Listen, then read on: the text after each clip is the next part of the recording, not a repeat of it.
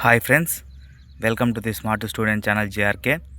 ఈరోజు మన వీడియోలో భాగంగా చాలామంది యాస్పిరెంట్స్ అన్న ఇప్పుడు 2025 జూన్లో పోలీస్ రిక్రూట్మెంట్ అయిపోయి ట్రైనింగ్ పంపించడం జరుగుతుంది. సో నెక్స్ట్ ఫర్దర్గా మనకి నెక్స్ట్ నోటిఫికేషన్ ఎప్పుడు వస్తుంది, అసలు ఏపీ పోలీస్ నోటిఫికేషన్ రిలీజ్ అయ్యే డేట్ ఎప్పుడు, మనం ఎలాంటి ప్రిపరేషన్ చేస్తే మనం ఈసారి వచ్చే నోటిఫికేషన్లో జాబ్ క్లియర్ చేసుకోగలం అని రకరకాల డౌట్స్ అనేది యాస్పిరెంట్స్ రైజ్ చేయడం జరిగింది. వాటిలో భాగంగా ఈరోజు నేను ఒక చిన్న ఇన్ఫర్మేషన్ అందించడం జరుగుతుంది. చూడండి ఫ్రెండ్స్, మామూలు చాలా యూట్యూబ్ వీడియోస్లో ఏదో ఒక ఎక్స్పెక్టెడ్ అన్నట్లు, తర్వాత ఏదో ఒక ఫేక్ ఇన్ఫర్మేషన్ ఇచ్చేసి ఏదో ఒక వ్యూస్ గ్యాదర్ చేసే కోసం కాదు. ఒక యాస్పిరెంట్ కష్టాలు, తర్వాత ఒక యాస్పిరెంట్ ఒక నోటిఫికేషన్ ఎంత ఎదురు చూస్తాడో, నేను ఆల్రెడీ ఆ 2025లో జూన్లో రాసిండే మెయిన్స్ రాసి అటువంటి ఎగ్జామ్ నోటిఫికేషన్ 2022లో వచ్చి ఆ 3 ఇయర్స్ డ్రాగ్ అయ్యి ఆ 3-4 ఇయర్స్ నేను వెయిట్ చేసి ఆ నోటిఫికేషన్ క్లియర్ చేసుకోవడానికి మనకు పడే కష్టాలు ఎన్నో తెలిసి ఈ ఆస్పిరెంట్స్ నెక్స్ట్ వచ్చే నోటిఫికేషన్ కోసం అలాంటి ఒక నిరీక్షణకు గురవుకోకుండా ఒక చిన్న మోటివేషన్ ఇవ్వడం కోసం ఈ వీడియో నేను చేయడం జరిగింది. దయచేసి ఈ వీడియో చివరి వరకు చూసి కొద్దిగా ఇన్ఫర్మేషన్ అనేది మీకు క్లారిటీ వస్తుందని చెప్పి అనుకుంటున్నాను. ఫస్ట్ ఆఫ్ ఆల్ చూడండి ఫ్రెండ్స్, ఏపీ పోలీస్ నోటిఫికేషన్ అనేది మీరు ఎప్పుడు వస్తుందో అనేది కాసేపు పక్కన పెడితే, ఫర్ ఎగ్జాంపుల్ మనకి 9 సబ్జెక్ట్స్ ఉంటాయి. ఎస్ఐకైనా కానిస్టేబుల్కైనా మనం ఎగ్జామ్ క్లియర్ చేయడానికి 9 సబ్జెక్ట్స్ ప్రిపేర్ అవ్వాల్సి ఉంటుంది. ఆ 9 సబ్జెక్ట్స్లో polity, history, geography, economy, current affairs, ఈ 5 సబ్జెక్ట్స్, జిఎస్, తర్వాత ఇంగ్లీష్, తర్వాత అర్థమెటిక్, రీజనింగ్, ఈ 9 సబ్జెక్ట్స్ ప్రిపేర్ అయితేనే మనము ఎగ్జామ్ క్లియర్ చేయగలవు.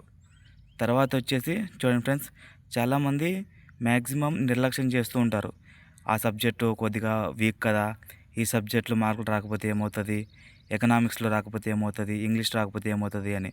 సో చూడండి ఫ్రెండ్స్, ఏ ఒక్క పేపర్, ఫర్ ఎగ్జాంపుల్ ఏ ఒక్క సబ్జెక్ట్ నువ్వు నిర్లక్ష్యం చేసిన జాబ్కి 1 మార్క్ చాలు. నువ్వు మెయిన్స్లో నువ్వు ఫర్ ఎగ్జాంపుల్ ప్రిలిమ్స్ రాసావనుకో, ఈ ప్రిలిమ్స్లో 70 మార్క్స్ వచ్చినోడు క్వాలిఫైయే, 120 మార్క్స్ వచ్చినోడు క్వాలిఫైయే, 150 మార్క్స్ వచ్చినోడు క్వాలిఫైయే, 200 వచ్చినోడు క్వాలిఫైయే.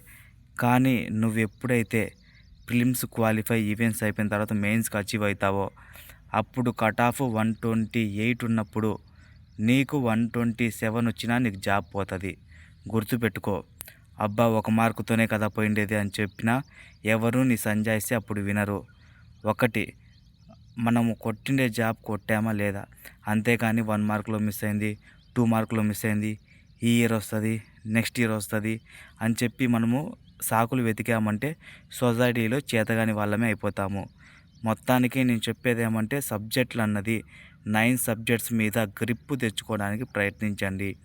ఫర్దర్గా నేను చెప్పేది ఇంకేమైనా ఉందంటే, వెయిటేజ్ సబ్జెక్ట్స్ ఉంటాయి.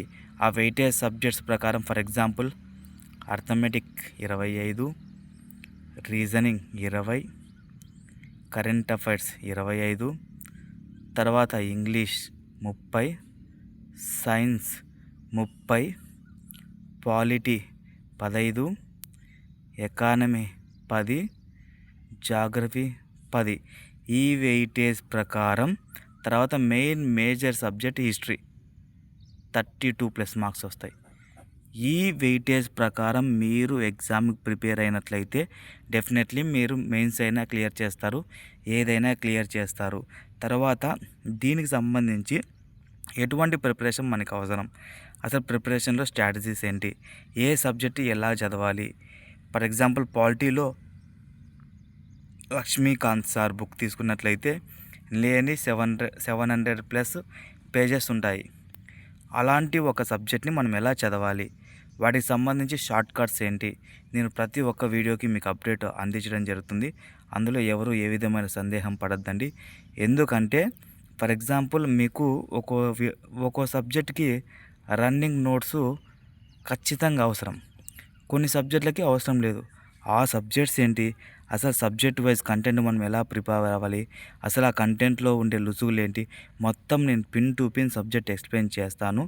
ఇది మీకు జస్ట్ ఒక ఓవర్వ్యూ కోసమే, ఎన్ని సబ్జెక్ట్స్ ఉంటాయి ఎలా అని.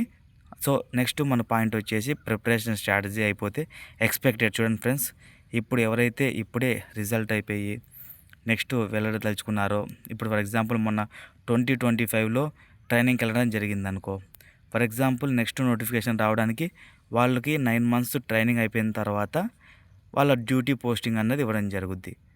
ఈలోగా నోటిఫికేషన్ రాదు. ఎందుకంటే వాళ్ళని రిక్రూట్మెంట్ చేసే ప్రాసెస్లో ఏపీఎస్ఎల్పిఆర్బి రిక్రూట్మెంట్ బోర్డు ఫోకస్ అంతా అక్కడ ఉంటుంది. సో మన నోటిఫికేషన్ రావడానికి minimum to maximum 2 years time పడుద్ది. దీన్ని అదృష్టంగా భావించాలి. ఎందుకంటే అదేంటన్నా నోటిఫికేషన్ లేట్ వస్తే అదృష్టం అంటున్నావు అంటే, నీకు 2 ఇయర్స్ నోటిఫికేషన్ టైం దొరికిందంటే నువ్వు ఎగ్జామ్ ప్రిపేర్ అవ్వడానికి ఎంత సంసిద్ధం అవ్వాలో అంత సంసిద్ధం అవ్వద్దు. అసలు ఎంత సంసిద్ధం అవ్వద్దంటే, సంసిద్ధం ఎందుకు అవ్వద్దు అంటున్నా అంటే నువ్వు నోటిఫికేషన్ కోసం ఎదురు చూస్తున్నావు. నువ్వు నోటిఫికేషన్ కోసం ఎదురు చూడడం మానేసి నోటిఫికేషన్ రేపు ఉంది, సో ఈరోజు ఎంత ప్రిపేర్ అయ్యావు అలా సంసిద్ధం అవ్వు. అలా అయితేనే నువ్వు ఎగ్జామ్ ఎక్కడైనా క్లియర్ చేయగలుగుతావు. లేదు నోటిఫికేషన్ వచ్చిన తర్వాత అంటే మాత్రం అది ఇంపాసిబుల్ ఫ్రెండ్స్. తర్వాత వచ్చేసి నీకు అప్కమింగ్ ఎప్పుడు ఉంటుందంటే మ్యాక్సిమం చెప్పా కదా 2 ఇయర్స్ నుంచి 3 ఇయర్స్ మధ్యలోనే నోటిఫికేషన్ వస్తుంది. కానీ చాలామంది నెక్స్ట్ ఇయర్ వస్తుంది అది ఇది అని లేనిపోని అపోహలో యాస్పిరెంట్స్కి పెడుతున్నారు. 1 ఇయర్ 2 ఇయర్ అయితే ఎగ్జామ్ నోటిఫికేషన్ రాదు ఫ్రెండ్స్. మినిమం ట్రైనింగ్కి వెళ్ళిన వాళ్ళు ట్రైనింగ్ కంప్లీట్ చేసుకొని వచ్చేంత వరకు నోటిఫికేషన్ గురించి డీటెయిల్స్ మనకి ఇప్పుడే కంప్లీట్గా రావు. సో ఇటువంటి ఇన్ఫర్మేషన్ కోసం మన ఛానల్ని లైక్ చేసి సబ్స్క్రైబ్ చేసుకోండి. Thank you for watching friends.